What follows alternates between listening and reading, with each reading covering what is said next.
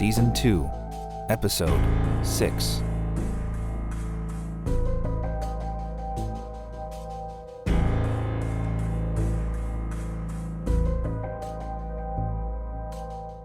Welcome to the Baseline Feed podcast. This is our 6th episode of this season, and all of your support has been amazing. We must thank you. Are you a writer or a voice actor looking for a place to show off what you're capable of? We could work with you. Get more information at baselinefeed.com or send a voice demo to us at casting@baselinefeed.com. In this story, you will meet Connor, a special guy being bothered by an insistent woman while on the job. Why? It's up to you to discover that in a story brought to you by Deryn Pittar with the voices of Rebecca Mersinger and J. Phillip Morris. On behalf of the Baseline Feed team, we hope you enjoy the Irish Wish Foundation.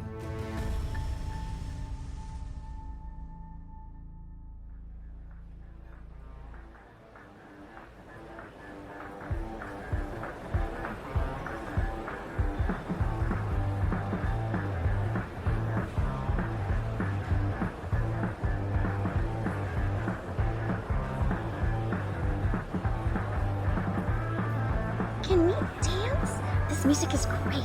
Can you dance, Connor? Only the Irish jig. You are so funny.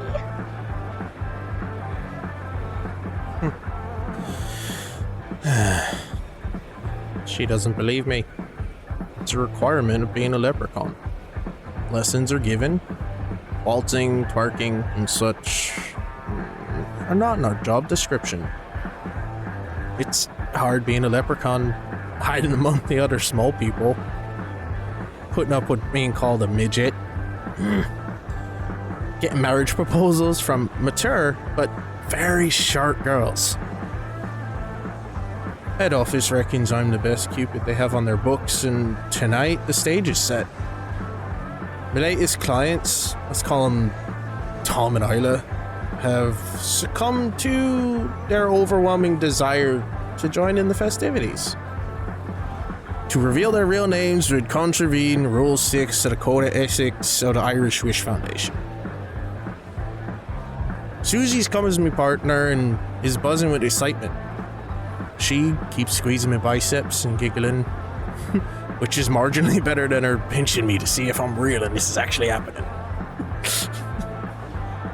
I don't know how you wrangled an invitation to this party, Connor. For the umpteenth time, I told you. I was at the council offices explaining about the height of door handles on the new public toilets when the administration officer asked me if I'd like to speak to his staff tonight. I could bring a partner. I didn't add that for the past 2 weeks I've been pushing desires in all directions. The head of the council's admin had an overwhelming desire to make the St. Patrick's Day staff party into an educational event.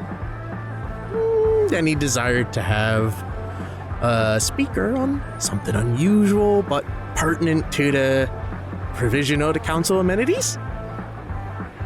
Before he could even search for a possible organization, I popped up before him with my complaint.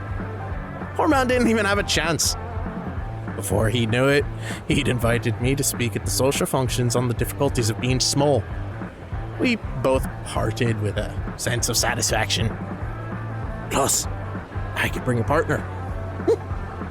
I asked Suzie because I'd turned down 3 marriage proposals from her already, and she was a bit grumpy. I like her a lot. Her blue eyes and blonde hair are delightful, but her short arms and legs worry me. Still, no one's perfect. Least of all me. If she knew I was a leprechaun, she'd probably run a mile. At that moment, my name is called, and I walk to the front of the room.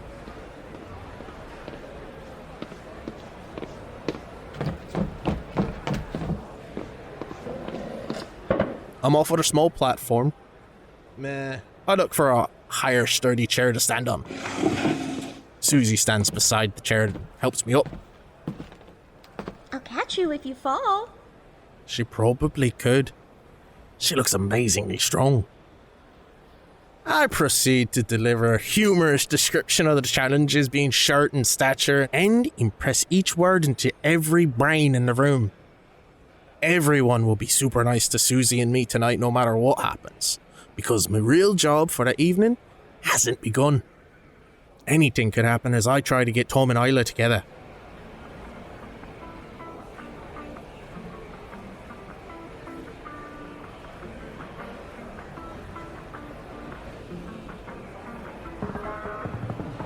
"5 minutes later, I'm standing against the wall, ignoring Susie's chatter and mentally maneuvering Tom and Isla towards the punch bowl. Tom's a nice young fella. Tall, angular, bit spy still, with a mop of lovely red hair. Sure to have some Irish in his breeding somewhere. His wish is to meet a nice girl and fall in love. Every man's got a wish, I guess. But this fellow is sincere. He's desperately shy, and despite his present acne problem, he will shortly be superbly handsome. Trouble is, as much as he wishes, and he does wish almost every day, he hasn't the courage to talk to a girl he fancies. He works in the council's planning department, and Isla works in the public library. Why can't we dance? I'm working. I realize my mistake. Suzie doesn't know I work granting wishes. I'm working. Well, the courage. Yeah, I'm not very good at dancing anything but the Irish jig. I'm waiting for the right music. Later, I promise. Suzie smiles once again. Tom and Isla have nodded to each other this evening, just as they do at the bus every work morning. They travel into town on the M47 at 7:30 a.m. from Crinkleback Road. But the planning department and the library are in two different locations. And even though Tom sometimes sees Isla eating her lunch in the park, he's too shy to approach. Hence, my cunning plans for tonight. I've spent a couple of weeks observing and researching the pair of them. She's as bad as he is. Petite, with a smile that would melt your heart. I can feel that she likes her job because she can hide behind the books or talk to people about what to read without actually committing herself to being friendly on a one-to-one basis. I've been borrowing so many books and lingering about until she's available. I bet she thinks I'm sweet on her. I lock my gaze on Tom and edge him slowly through the crowd towards the punch bowl. I shift my gaze to the other side of the room and edge Isla forward. It's quite easy, as neither of them is talking to anyone. So my nudges get them moving, their limbs stiff with nervous tension. While I'm shifting Isla without my control on him, Tom decides to visit the gents. He's so nervous I can feel him quivering. Damn. Connor, don't swear. Sorry, my feet are hurting from standing still. I need to move. I need to see both my clients. I step around a bunch of nattering staffers and manage to get a better view of the room. We could always dance. She's sticking close to me. I reach and squeeze her hand, and she leans her head on my shoulder with a deep sigh. This keeps her happy. The moment Tom returns, I lock onto him. Isla is nearby, so I push them forward, even closer to the punch bowl. I'm going to spice it up with a bit of an Irish blessing, reluctantly couriered to me by the head office. If I can get them to stand together and drink it, the magic should do the rest. Even a splash would work. If they refuse to drink it, I'll jostle their elbows. And butts are handy when you're short. I drop Susie's grasp and move closer to my targets. If I can't dance, I might as well drink. I need to get this job over and done with before she throws a tantrum and storms off. These little people can get emotional quite quickly.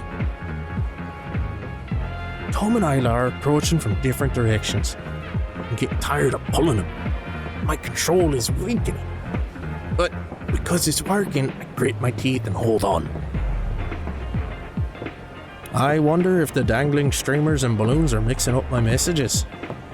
I skirt around another group of people, and as they slip from my sight, they both stop moving. Damn! I need to get really close to control them. There's a tug at my jacket. A quick glance shows Suzie behind me. Are you gonna get some punch? Can you get me some? It's a bit out of reach. I don't answer. I'm too busy.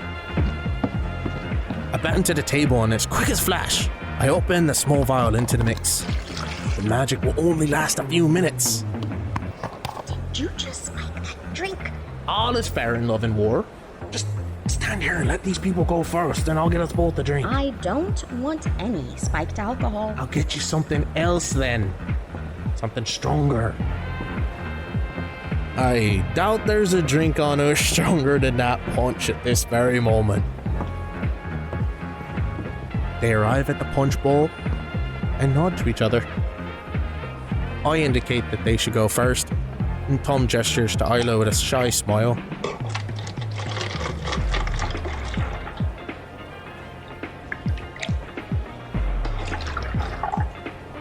Doesn't look like Tom is gonna drink his. I feel him with thirst. He opens up his mouth and sips. Success. Isla turns to look at him. I make her desire to drink overwhelming, and she gulps at her glass. I hold them together, admiring my cunning, satisfaction swelling in my chest. What about my drink, Connor? She doesn't know her strength. I stumble forward and fall into Isla, who topples into Tom, who falls on the floor with Isla sprawled on top. My feet hit Suzie as I fall. Suzie grabs the tablecloth to stop her fall. The punch bowl tips over, and the four of us are drenched in punch. Sweet, powerful, dynamic, Irish, blessed punch. I close my eyes, knowing the potency of the mix, and what will follow.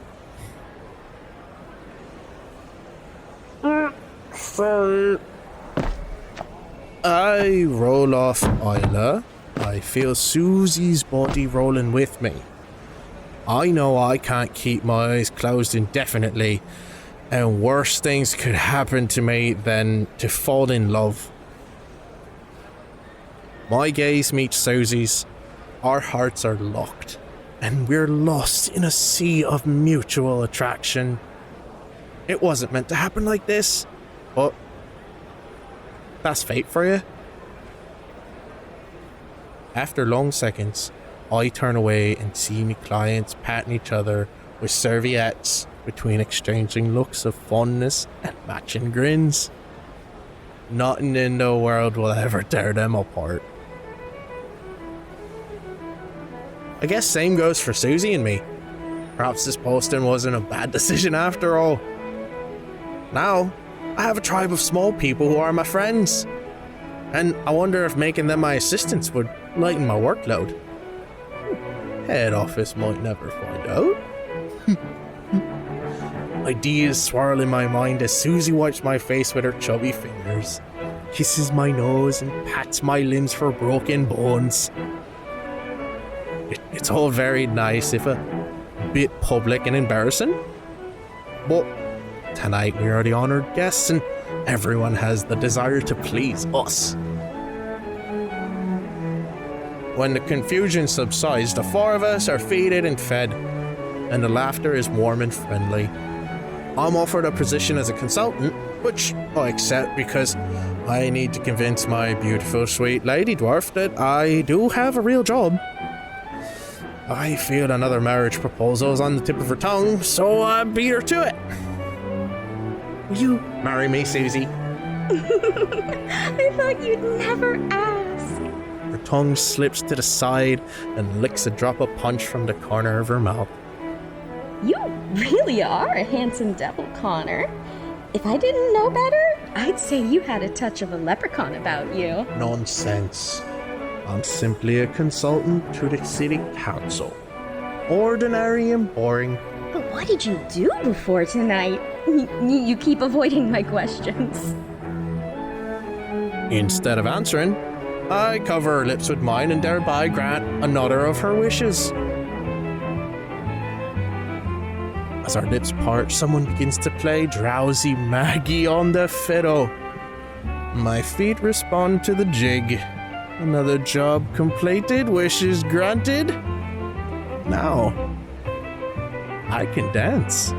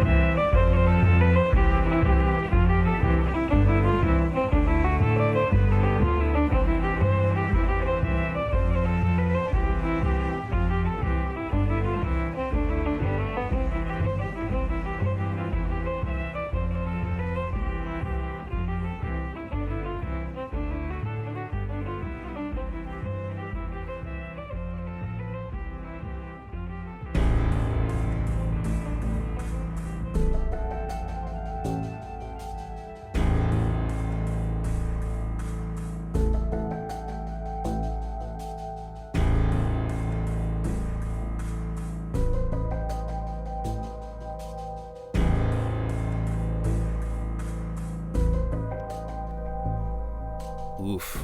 Sometimes fate can be cruel. Although it's not all bad, now is it? Once again, thank you to Deryn Pittar for this great story. Deryn will return with another story later on this season. Let's also highlight our voice talent, Rebecca Mersinger as Suzie and J. Phillip Morris as Connor. Sound design and musical arrangements were by Tanner Wood, and the art design by C.M. Peters. We also have a Patreon. We would like to express our eternal love and gratitude to our patrons.